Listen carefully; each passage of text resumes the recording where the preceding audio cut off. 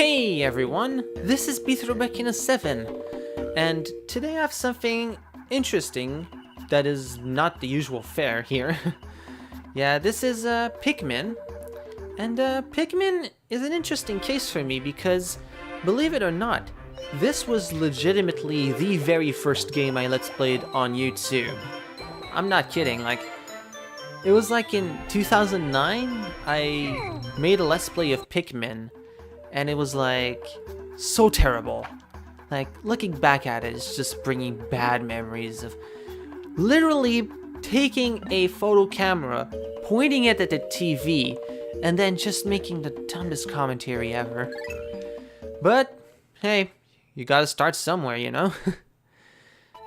So yeah, ultimately, I thought that it could be interesting to kind of just, go back to this game and, for good old time's sake, just play it again. So this is Pikmin.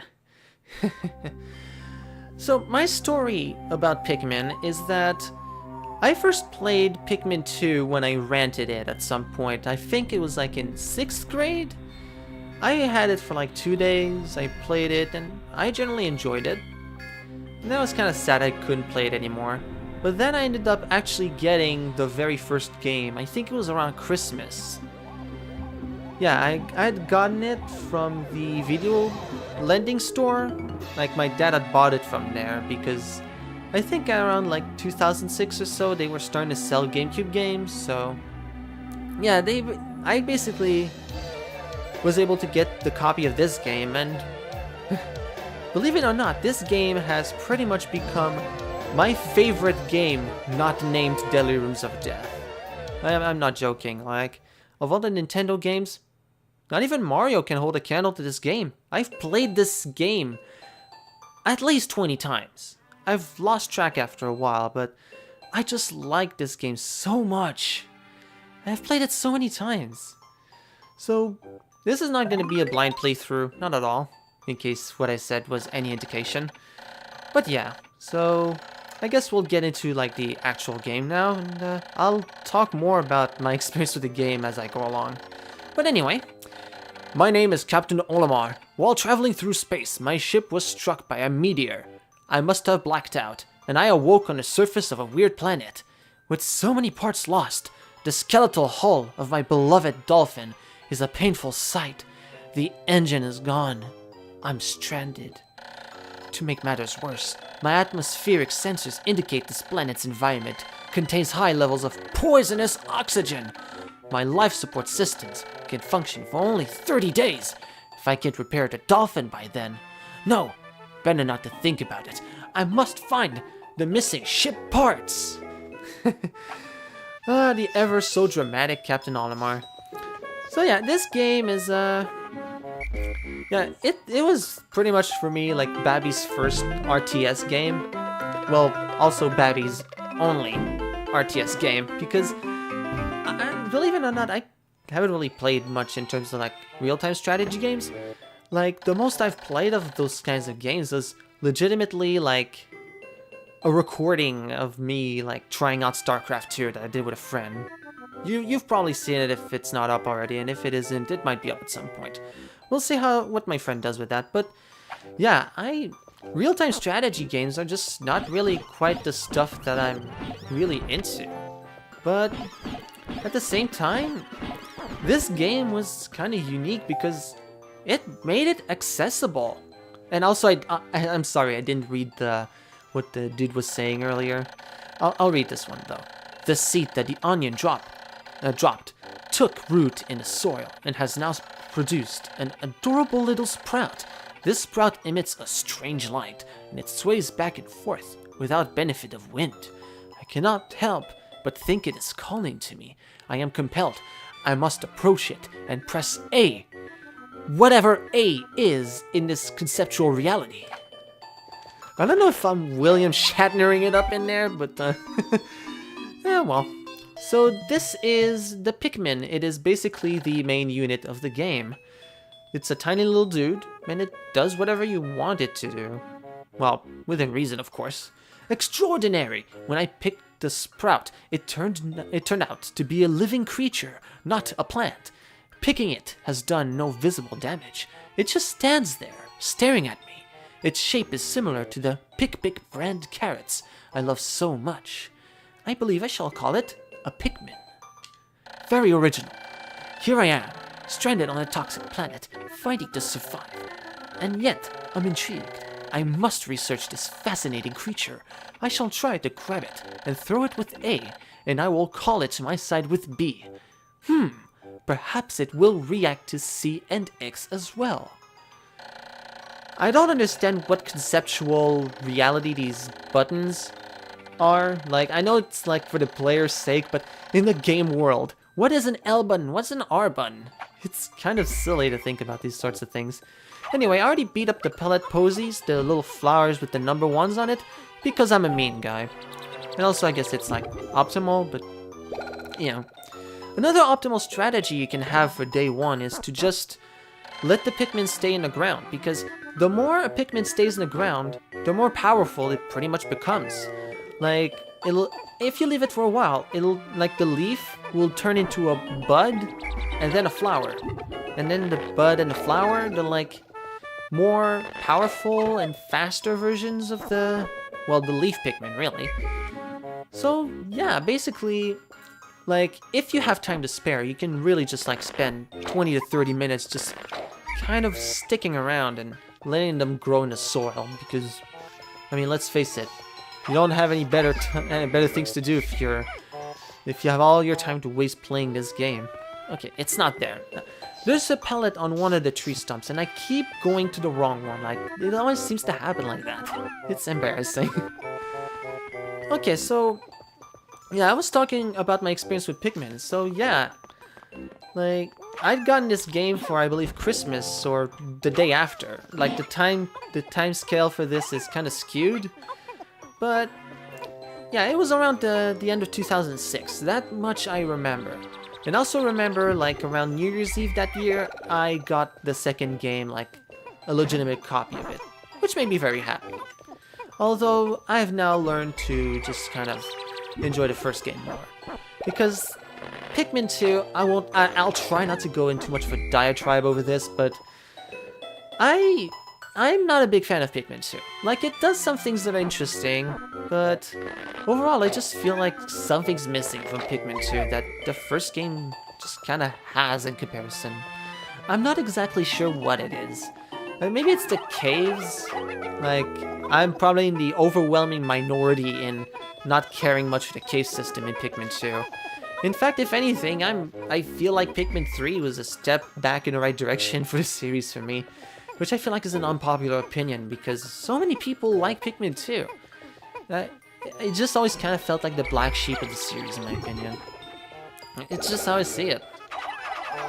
Ah well, I mean, we can't all agree on these sorts of things, and I mean, that's fair. We don't enjoy the same things in games, you know? Like, some people like the cave systems because they like, you know, the random factor, the fact that they can't predict it.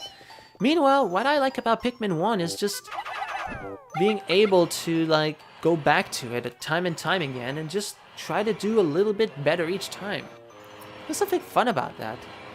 And in fact, I feel like Pikmin 3 actually has a much larger focus on, like, optimization, which that's great, because that's always been the thing I liked about the Pikmin series. Just the optimization factors of it. Anyway, the Pikmin are as curious as children. They form groups to perform tasks that would be impossible for an individual. A glimmer of hope has begun to shine in my heart. If I can make use of their skills, perhaps I can fix my ship. I shall sum up all I've learned of Pikmin conduct. So it basically says now, approach and A to pick sprouts, A to grab Pikmin and release the throw, B to call them, X to dismiss, C to command and group, and L, R, and Z are camera, and Y is a computer access that you just really don't need until you get the radar. Anyway, let's trigger a cutscene. Okay, anyway, a funny in quotation marks thing about, like, my first recording of the game that I did like back in 2009 was that I kept harping on the cutscenes and the fact that you can't skip them. It was so stupid. Just that whole series is really just kind of stupid. But yeah, like I'm a very stupid recorder. Like especially back then. I was especially stupid back then. Anyway, amazing. There's no mistaking it. My ship's engine rests before my very eyes. By a stroke of pure luck, I have already stumbled upon the most important piece of my damaged craft. Fate has smiled upon me. But how will I get it back to the dolphin? I wonder, how will you get the giant piece of equipment back to the dolphin? How will you carry a large object?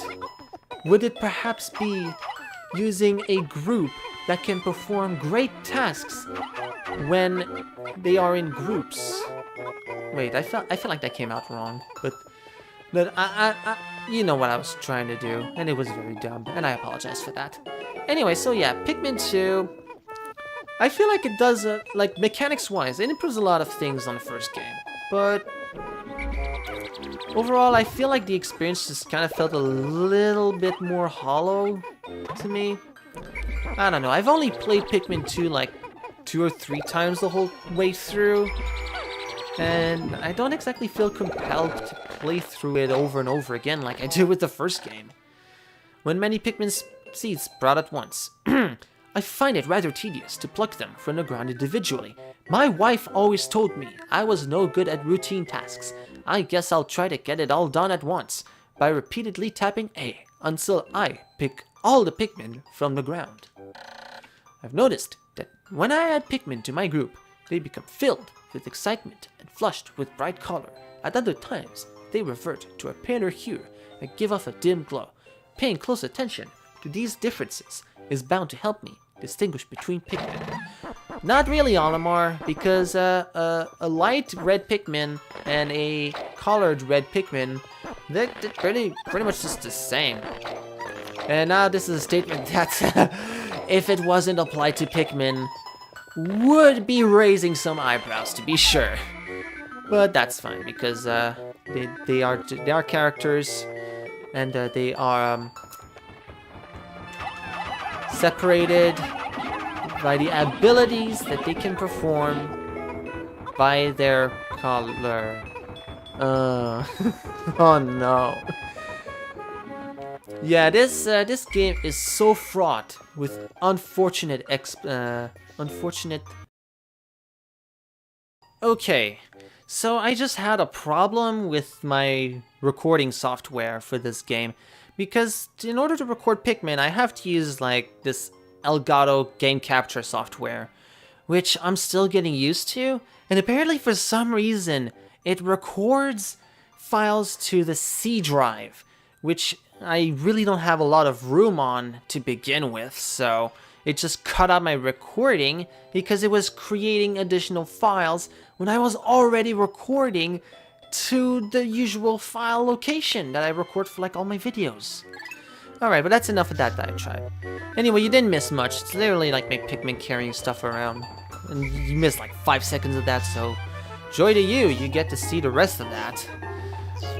So where was I? I feel like I've kind of lost on my train of thought, but I mean, worst case, you know what, I'll continue it in an upcoming video. So anyway, we put in a piece into the dolphin, it shrinks it, and then it just places it. Like, that's the kind of magic technology logic that we've just come to love from Nintendo. Yeah. So, I'm so happy. My ship looks like a complete utter wreck, but I'm happy because I can take off, even though I can absolutely do almost nothing else. Anyway, oh glorious! With the help of these Pikmin, I've taken a huge step back towards home. My ship can once again lift off. The glimmer of hope is beginning to burn more brightly, but what has become of the remaining parts? That search starts tomorrow. Mrs. Spock. Okay. No, let's not go there. But anyway, yeah, so the first day of Pikmin is really linear. It's just to teach you how the game works. The game really starts to become interesting when you start to hit like the second day and onward. And really, the second day can be one of the most interesting ones, because in the more optimized runs where you actually finish this game in like 9 days, you can clear the requirements to get to the third area of the game in that second day. And it's kind of crazy. I mean, I kind of want to try to pull it off, but I deep down know that it's actually kind of hard, even for me, even with all the experience I have in the game, to actually pull that off. So I'll try my best. I might not manage it. If I do, well, that's amazing. But anyway, we're now getting to the most interesting part of the game, where I'm no longer on autopilot, and I will actually try to start talking about the way I play the game, rather than just talk about my experience with Pikmin. Although I might actually continue talking about that if there's a lull. There might not be though, but yeah. Anyway, Forest of Hope. So we land in this little circular area. You don't really have much you can do in that area. You've got a bone stick gate. I call it a bone gate because I always just assume it was a bunch of bones. Anyway, we take out the bone gate. Yeah, I'll take out all my Pikmin. So, my strategy usually for the second day of Force of Hope, throw a Pikmin. Okay, they're always kind of annoying with this, but yeah, I try to like... I just throw 2 Pikmin at the pellet posies. I have them harvest them. And of course, you're just gonna come back to me. Yeah, in Pikmin 1, for some reason, as soon as Pikmin are done taking down the pellet posies, they just run back to you, all proud and excited of what they've just done. But it's kind of annoying because you sometimes just want them to carry the darn pellet, you know? Anyway, so already we've got an extra 5 Pikmin. Well, not an extra 5, but we have 5 Pikmin here. So now, while the other dudes are kind of taking down the Bone Gate, I'm just gonna refer to Bone Gate. Let's just... If I say Bone Gate, I'm talking about those things. Anyway, so these are patches of grass, and what they do is nectar. If you have them drink the nectar, they become flower Pikmin. So yeah. The annoying thing is, 1 Pikmin in Pikmin 1 can simply take the entire blob of nectar, which is really annoying. Anyway, come on. Okay. Alright, you're done anyway? Okay, so I've got a blob or 2 there. I'm gonna have them pluck the nectar there. Meanwhile, I'm gonna get these guys to... Well, I'll have them take down some of the monsters. And there's another bone gate. Nope, no, don't eat my Pikmin. Oh my god, that was so close. Okay, so yeah, that's the basic enemy of the game. The dwarf red bulborb. Or in this game, they're just called dwarf bulborbs. But yeah, so... They are really just the grunts of the game, the Goombas, if you will. And you just kind of... You can easily take them out by throwing a Pikmin on their back, or just by swarming them with a large amount of Pikmin. I like to try to just, like, throw Pikmin on their backs because that's the easy way to do it, and it's pretty instant. But for some reason, I'm just not pulling it off today. Like, dang.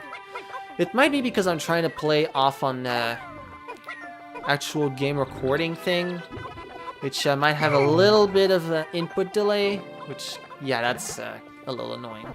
Anyway, so the flower Pikmin are done over there. So, yeah, they just brought back the first carcass of several. I'll have them help with the speed, because more Pikmin on an object means it'll be brought back to base that much faster.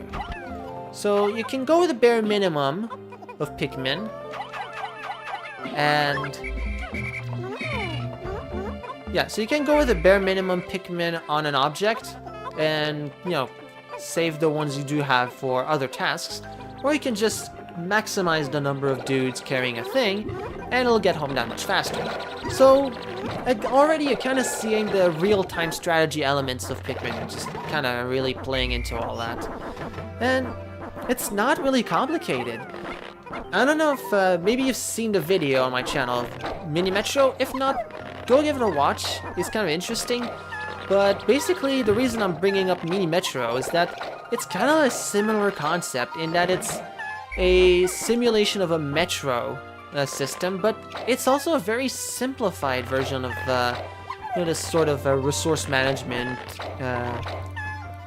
building kind of game, you know? And I feel like Pikmin in a way is kind of similar to that, but for like actual RTS games. And I keep canceling out of my auto plucking, which is really annoying. Anyway, what I should have done is get these guys to start already whacking down the bone gate over there. But I didn't do that, so I'm gonna set up a bunch of guys to go there already. I'm gonna try to get all but 40 of them. Okay, yeah. Why 40 is because... Well, it's because I want to go get this part over there, which requires 40 Pikmin. So yeah, it's the Eternal Fuel Dynamo. You little jerks, get on the carrying of this thing. Don't you make any complainings. Anyway, so that's a Spotty Bulborb, or Red Bulborb. Depends on the game, really. For some reason, like, the names are very different from one game to the other, but anyway. So there's nothing really much back at base. I'm just gonna pretty much wait for these guys to get back home. I feel I'm not really doing as efficiently as good as I should be doing, you know? Like, I should have probably gone a little earlier on the bone gate over there, and that would probably have helped me out get through the area faster. Because to get to the next area of this stage, you need to go through that gate. So yeah. But already I'm doing a little bit of multitasking here by having the dudes carry this little piece here and having some dudes start to take down the wall over there. So what I'm probably also going to do is next... Allow me to think about my strategy. There is a piece I can go get right from the get-go, which I used to think you couldn't really get until later, but playthroughs of the game have told me, yeah, you can go get that. And it's the piece over there. It's a 5 pellet. I can... probably don't want to have too many dudes leave me because I'm going to be taking on one of the giant red bulbarbs. And you really want everyone to be around in order to stop... Okay, you guys stop trying to get to that pellet. I was just saying I need everyone on board to take down this... Okay, you know what? Fine, I'll call you when I get there. Just don't start carrying that pellet without my consent. Oh, jeez, okay. Okay, so they're already ready to get going, and, I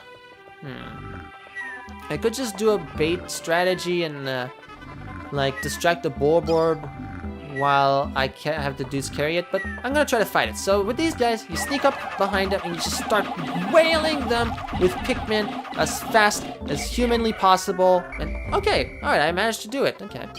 So I'm gonna get the 40 dudes on this. And usually what I like to do is have my dudes take out the enemies in the next area, but since I only have like, what, 19 Pikmin over there? I'm probably not gonna perform too well at that job, so I'm just gonna take out the tiny dude. And you have to be careful with the tiny dudes though, because if they're close to a big guy, sometimes they'll cry out for help. Anyway, so yeah, we've already kind of messed up a little bit. It's already noon, and there's a new type of Pikmin that is waiting just around the corner. These guys can go wait over there. And I'm going to be getting some of these new Pikmin that are over in that direction. Yeah, usually I'd want to take out that sleeping dude, but maybe not now. Or maybe I'll use an alternate strategy. I'll try not to spoil it. Well, no, I can spoil it because I've I know the game already, so... Yeah, you can hear me, like, thinking about my decisions about the video right as I'm making it, so that's kind of stupid. But, whatever. Anyway, so these are the yellow Pikmin. And what the heck do they even do? Well, they're yellow Pikmin. They have ears, so they're very good listeners if you have some troubles you need to confess to them, or to anyone really. They are open ears. Too bad they can't understand what you're saying, though. But, no, yellow Pikmin can be thrown higher, as you might have seen when I tossed that yellow dude at the... yeah, it was the Posy? Yeah, as you saw right there, that was a really high flying arc right there.